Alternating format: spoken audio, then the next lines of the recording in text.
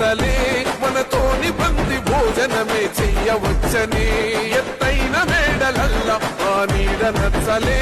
మన చెట్టు నీడ కోరి మన చెంతకొచ్చని బంగారు